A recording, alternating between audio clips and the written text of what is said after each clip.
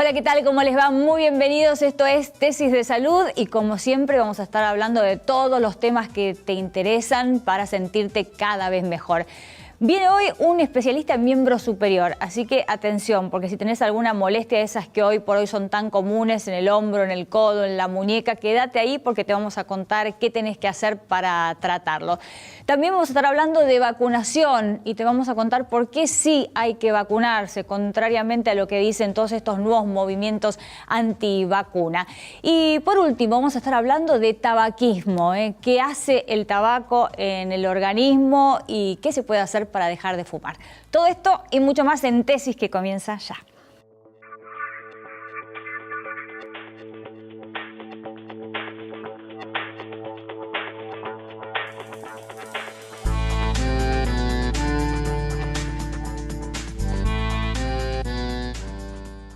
Florencia Can es médica infectóloga. Gracias, Doc, por estar aquí con nosotros. Gracias. Y vamos a hablar de vacunas en una época en la que, están bastante cuestionadas. Hay una corriente antivacunas que ha surgido por ahí, ¿no? Explica a todos nuestros televidentes por qué hay que vacunarse, Flor. Bueno, tenemos que recordar que la vacuna, luego del agua potable, es la estrategia de salud pública que más vidas ha salvado en la historia de la humanidad. Millones y millones de muertes se han evitado gracias a las vacunas. Y siempre decimos que las vacunas son víctimas de su propio éxito, porque gracias a las vacunas hay enfermedades que ya no vemos, claro, o que es muy raro de ver. Entonces, uno no tiene una percepción real del riesgo de esas enfermedades. Y la población baja un poco la guardia, digo la población, claro, en general, y también la comunidad médica, porque en esto todos somos responsables. Claro, sí, se escucha. ¿Por qué hay que vacunarse contra el sarampión si ya no hay sarampión, por ejemplo? Bueno, ¿no? La respuesta a eso es... no tenemos casos autóctonos de sarampión en Argentina desde el año 2000 gracias a las vacunas. Si dejáramos de vacunarnos, volverían enfermedades tales como el sarampión, los casos de rubiola, polio, digamos. Hay muchas enfermedades que pudieron controlarse o eliminarse justamente gracias a las vacunas, pero está probadísimo que dejamos de vacunarnos y las enfermedades vuelven. Entonces, es importante destacar esto y también que la vacunación no es un acto individual. No me protejo o no me desprotejo a mí mismo solo, claro, cuando me vacuno o dejo de hacerlo, sino que estoy protegiendo a los que me rodean.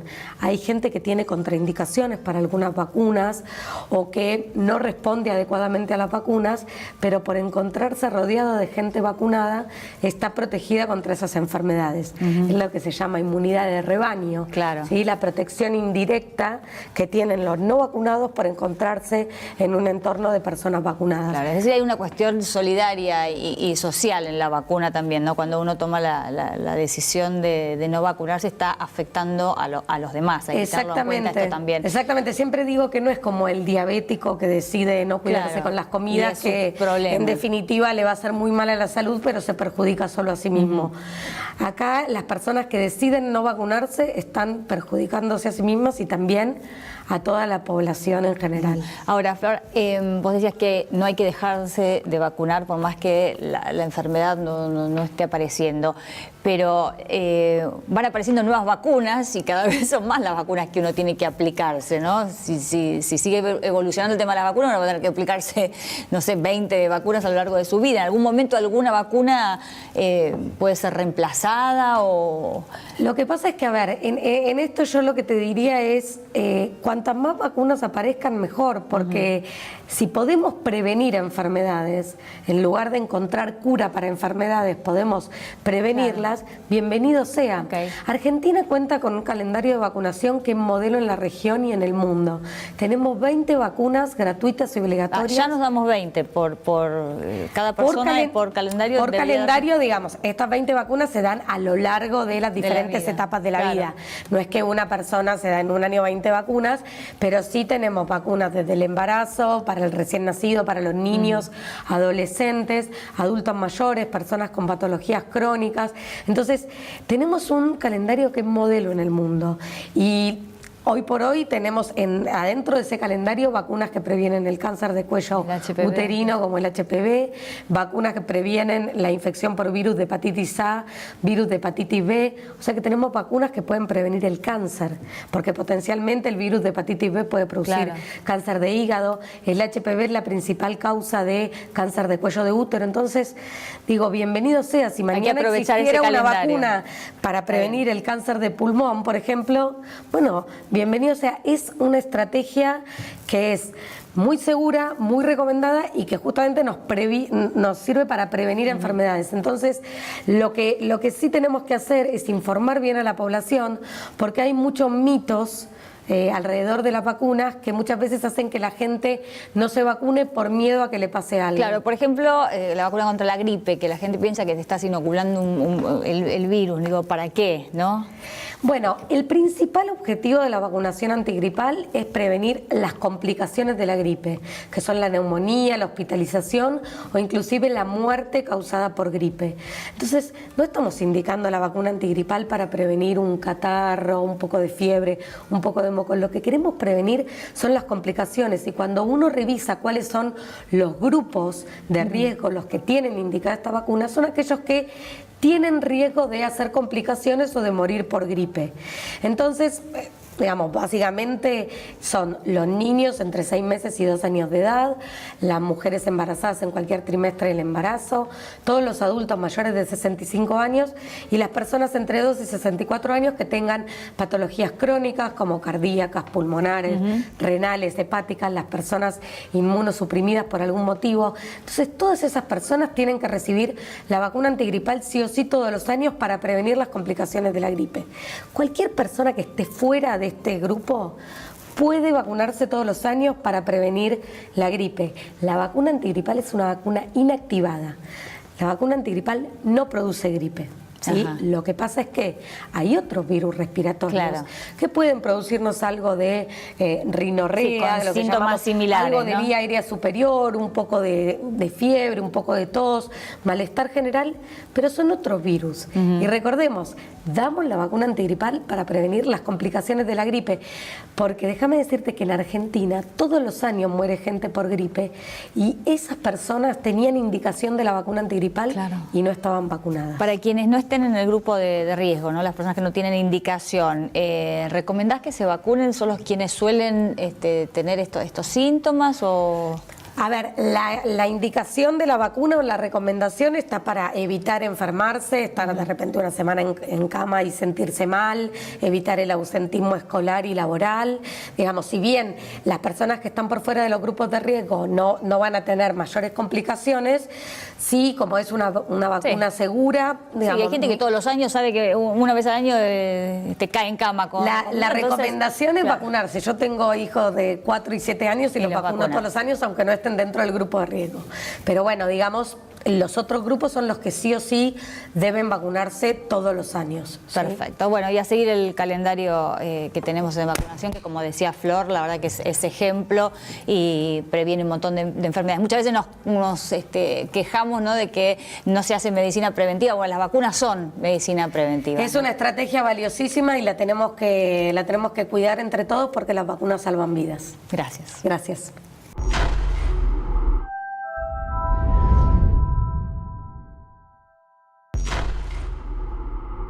Vamos a charlar ahora con el doctor Jorge Cáneva, que es jefe de neumología de la Fundación Favaloro. ¿Qué tal, Doc? Muchas gracias por estar hoy en Tesis. Gracias. Y el tema que vamos a tratar tiene que ver con el tabaquismo, con el cigarrillo y las posibilidades que tiene una persona de dejar de fumar. ¿Ha colaborado toda esta movida de obligar en los paquetes de cigarrillos a que haya inscripciones, a prohibir fumar en los lugares públicos? Absolutamente. Desde mediados de la década pasada, los distintos estamentos gubernamentales a nivel nacional, provinciales, municipales han tomado la decisión de ir restringiendo progresivamente los ámbitos públicos, justamente del tabaquismo, de que se pudiera fumar, y al mismo tiempo con una acción de pinza toda la propaganda en relación a los impactos negativos que puede generar el hecho de estar fumando, ¿no es cierto?, de fumar. Y la verdad que se ha visto un alto grado de cumplimiento en estos ámbitos públicos, como que la sociedad toda en la última década tomó conciencia de que en determinados ámbitos debe dejar de fumar, y lo que genera de alguna manera un hecho especular, viendo que los unos y los otros cumplen, claro. que la gente al menos reduce el volumen temporal de un determinado día donde la gente pueda estar fumando. ¿Y eso se traduce en estadísticas de Sí, hace más de 10 años, 33% de la población argentina fumaba, antes que se tomaran todas estas medidas, y los números hoy día son muy halagüeños, están por debajo del 27%, algunas cifras dicen alrededor de entre el 23 y 25%, lo cual es altamente positivo. Bajar un solo punto a nivel de población masiva, en 40 y pico millones de habitantes que somos, es un impacto en términos epidemiológicos, en términos de salud pública muy importante. Sí, hoy parece una locura lo que sucedía años atrás, ¿no? Pero yo a veces recuerdo con mis amigas que se fumaba en los aviones, en los colectivos, en las aulas de la universidad. Era realmente increíble porque además afectaba, ¿no? Había poca conciencia de cuánto se afecta al que no fuma. Y a esto quería apuntar con mi pregunta. ¿Qué pasa con el fumador pasivo? La definición de fumador pasivo fue reconocida en la década de los 90, claramente, y se sabe que primero se descubrió en los niños, ¿no es cierto?, que los hijos, los chicos, los niños en primera década de la vida que vivían en ámbitos domiciliarios tenían una mayor frecuencia de infecciones respiratorias altas e infecciones respiratorias bajas. Ese fue un primer punto, el gran reconocimiento de que estos chicos tenían una mayor una mayor frecuencia de enfermedades respiratorias que tenía impacto en, por ejemplo, el ausentismo escolar y el aumento del consumo de consultas médicas o consultas hospitalarias en virtud de esas descompensaciones provocadas por el hecho de que el padre, la madre o ambos fumaban dentro del domicilio. Después se reconocieron también el desarrollo de EPOC y de cáncer de pulmón vinculado a los fumadores pasivos. En ámbitos públicos durante décadas, empleados que no fumaban, estaban conviviendo al lado de los que fumaban. Fumadores. Hay un hecho muy importante de hace más de 10 años, que una empleada del Ministerio de Economía de Roma desarrolló cáncer del pulmón y falleció por eso. La familia le hizo juicio. Era no fumadora. Era no fumadora, era fumadora pasiva. Bueno, se hicieron las investigaciones que correspondieran a nivel judicial y pericia judicial, médica judicial, de tal modo que la justicia falló a favor de la familia, dándole un gran reconocimiento judicial, bueno, y general al hecho de que el fumador pasivo existe y tiene el mismo riesgo que el fumador activo para el desarrollo de todas las enfermedades cardiovasculares, respiratorias y oncológicas. A ver, ¿qué hace el tabaco en el organismo? El tabaquismo, ya en la década de los 90, la Organización Mundial de la Salud la denominó enfermedad de enfermedades. Y de ahí se derivan 3 grupos de enfermedades: las enfermedades cardiovasculares, las enfermedades respiratorias y las enfermedades oncológicas. En cuanto a las enfermedades respiratorias, las hay desde simples, banales, frecuentes, otitis, faringitis, laringitis, amigdalitis, bronquitis, traqueitis, hasta otras mucho más serias como son las neumonías. Los pacientes asmáticos se descompensan mucho más frecuentemente y, por supuesto, el desarrollo de enfisema pulmonar que lleva al EPOC, que es la enfermedad pulmonar obstructiva crónica. Eso a nivel de enfermedades respiratorias. A nivel de enfermedades oncológicas, quedarse simplemente en el hecho de que puede provocar cáncer de pulmón es una visión reduccionista, porque en realidad toda la vía aérea está afectada por ello, y como en los componentes del cigarrillo hay un grupo de elementos químicos que se llaman hidrocarburos que se absorben a nivel pulmonar y van con destino a otros órganos de la economía del organismo, pueden provocar leucemias, pueden provocar cánceres ginecológicos y cánceres urológicos tanto en el hombre como en la mujer. O sea, cánceres a distancia de la vía a través de la cual se produjo la inhalación. Y a nivel cardiovascular, como genera una distorsión de todo el metabolismo de la pared más interna de todas las arterias del organismo, bueno, mayor frecuencia de infarto agudo de miocardio, accidente cerebrovascular, oclusiones arteriales de los miembros inferiores, oclusión de las arterias renales y bueno, y las manifestaciones clínicas de cada uno de esos órganos comprometidos. Ahora, ¿no? Yo no soy fumadora, no he fumado en mi vida, ¿no? Pero te escucho decir eso, a mí me daría terror tener esa adicción. Ahora, ¿cómo funciona la mentalidad del fumador que, teniendo toda esta información, sigue agarrando el cigarrillo, ¿no? Cada uno cree que a uno no le va a pasar, que es omnipotente, no sé. ¿Cómo es la psicología del fumador? Hay una dependencia biológica que depende de los niveles de nicotina, ¿no es cierto?, a lo largo de los años, los tiempos. Hay una dependencia psicológica y una dependencia social o sociológica. La dependencia sociológica, esa dependencia que el individuo tiene en verse reflejado en forma de espejo en determinadas personas que han sido modelos, ¿no es cierto?, de propagandas, digamos, de publicidades, claro, o de ámbitos deportivos.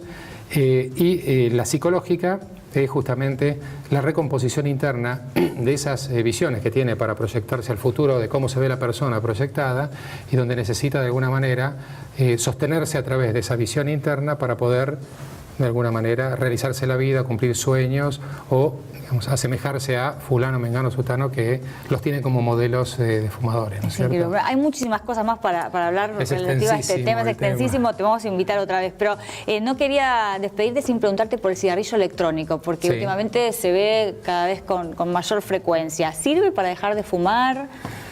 Bueno, el cigarrillo electrónico es un gran tema de debate hoy día a nivel mundial y atraviesa todas las especialidades médicas y no médicas. Es un problema y hay que buscar algún tipo de solución.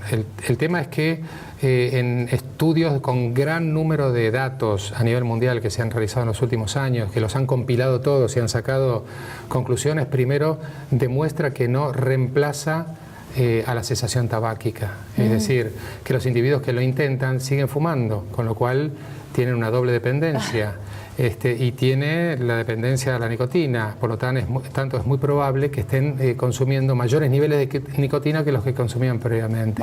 Segundo, el tema de la seguridad no está probado, porque los cigarrillos electrónicos tienen componentes que son hidrocarburos, de estos que hablé previamente, que son los responsables de generar a largo plazo los cánceres de distintos órganos del organismo.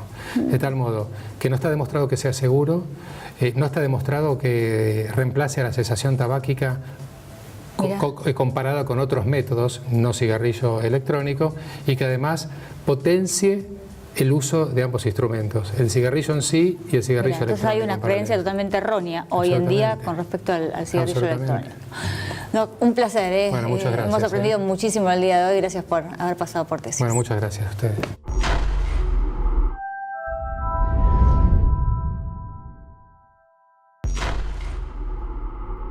Bueno, estamos hoy con el doctor Carlos Lupotti, ortopedista, traumatólogo, especialista en miembro superior. Y yo antes de tener todo tipo de lesiones en el miembro superior decía, ¿cómo alguien se va a especializar solo en el brazo, ¿no? Pero hay infinidad de lesiones que te vuelven loca en el miembro superior.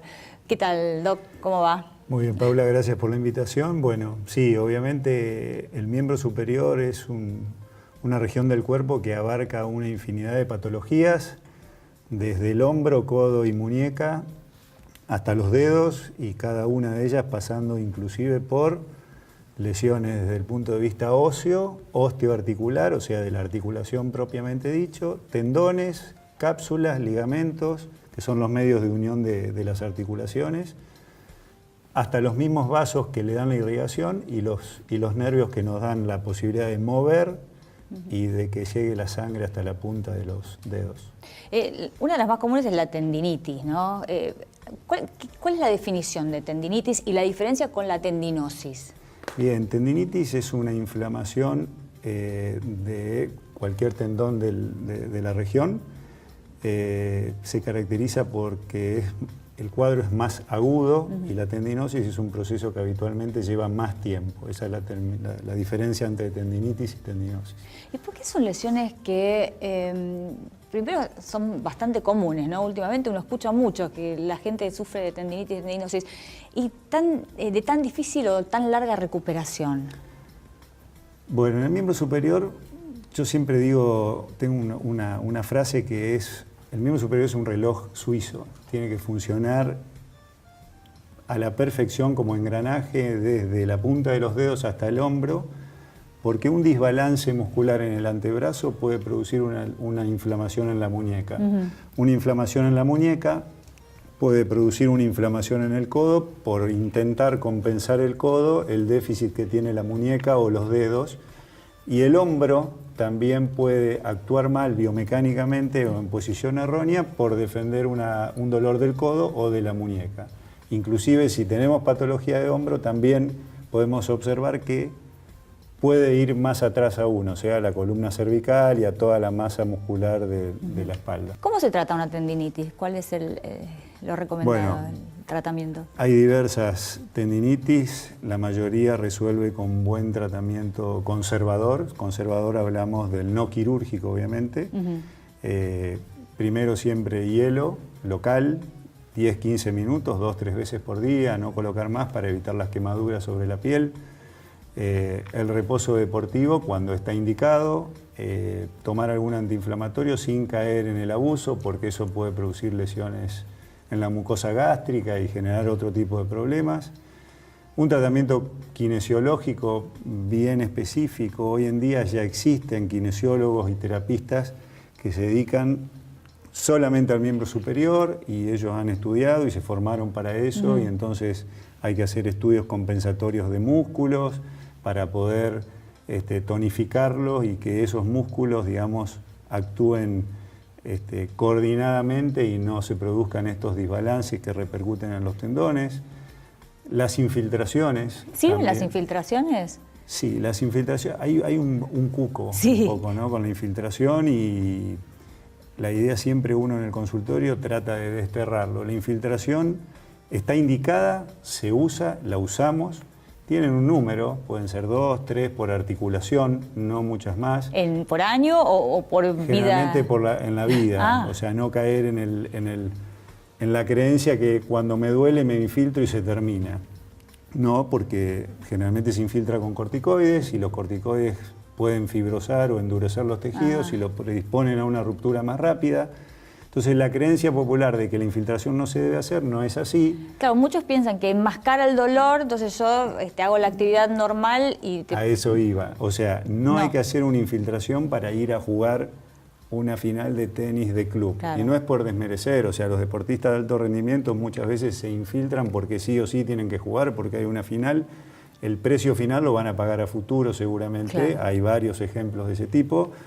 Pero si uno infiltra, generalmente, por lo menos en mis manos, yo le aconsejo al paciente que durante 2 o 3 semanas posteriores a la infiltración no utilice esa articulación. Entonces, ¿cuándo una lesión es quirúrgica? Porque en traumatología hay mucha discusión, ¿no? Vos a veces con una misma lesión vas a un médico y te dice hay que operar y otro te dice no operaría. ¿Cómo como paciente sabemos, ¿no?, cuándo realmente hay Bien. que ir al quirófano? Bueno, las distintas regiones abarcan distintas patologías. Si ponemos como ejemplo, por ejemplo, el famoso manguito rotador, que es un conjunto de músculos y tendones que se encarga de mover el hombro y que va a estar afectado generalmente en gente que hace mucha actividad deportiva, como personas que juegan al tenis, al básquet, al handball, o personas que hacen actividades laborales que son un poco pesadas, con levantamiento de peso por encima de los 90 grados, o sea, o lanzamiento. Se pueden producir distintos tipos de lesiones, o sea, pueden haber lesiones agudas, lesiones crónicas. Dentro de las lesiones agudas pueden ser rupturas parciales o rupturas totales, entonces de un tendón, de varios tendones, y depende muchísimo no solamente de la actividad que haga el paciente, sino de la edad y las expectativas que tenga el paciente para con su hombro, y del pronóstico, que también va directamente relacionado con la edad. Entonces, por ejemplo, a veces lesiones parciales, uno siempre trata de agotar un tratamiento conservador, pero lesiones totales o rupturas de espesor completo de un tendón, a partir de los 10 milímetros de ruptura, o sea, de 1 centímetro, cuando es de espesor completo, ya se considera prácticamente quirúrgica, porque uno está haciendo lo que es una cirugía curativa y preventiva. O sea, no curar o no tratar en su debido momento una ruptura del manguito rotador, a futuro, no muy lejano, es probable que traiga una consecuencia sobre la articulación del hombro, desencadenando ya un proceso artrósico, o sea, un proceso de alteración de la cabeza del húmero con la glena, que es donde articula. O sea, un problema que podría haber sido subsanado en agudo o en tiempo fresco o en tiempo joven, se dejó evolucionar con el tiempo y las consecuencias fueron peores. Sí, claro, lo que sucede con estas lesiones es que a veces no son totalmente inhabilitantes, entonces uno sigue, ¿no? Como puede y termina peor. Pero bueno, hay que hacer caso a los especialistas, por algo hay especialistas en miembro superior y bueno, al final la evolución es más corta, ¿no? Sí. Bueno, muchísimas gracias, Doc, por haber estado aquí en Tesis, un placer, Paula. Gracias.